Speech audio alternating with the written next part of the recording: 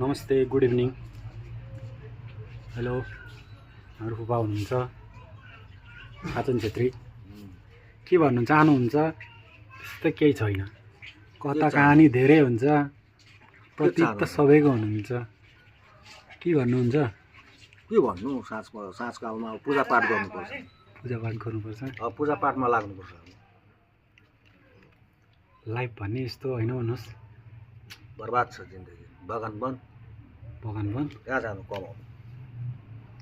तै छोराको शपथ लिने दिन आउँदैछ भन्दैछ। जानुहुन्छ उहाँ पनि। छोरा ठुलो मान्छे बनिरहेछ। कथा कहानी बनाएको हो नि। भन्नु नि यहाँनिर 2-3 शब्द।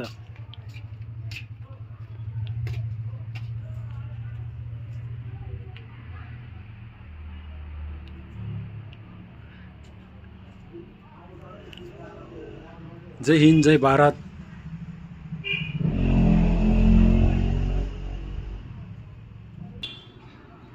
खोइ कस्तो कस्तो हुनुहुन्छ, जानु पो हुन्छ।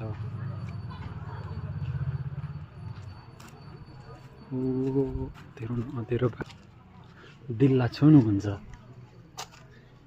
म चाहिँ यहाँ बस्ने मान्छे। जग्गा छ दामी,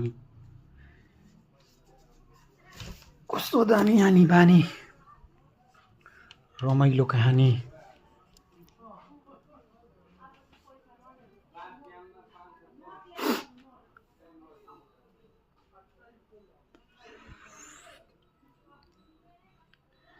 दिलले छुने बात गर्नुपर्छ। सम्झिनु त सबैले सम्झिन्छ, तर मतलब 2 थरीका हुनुपर्छ।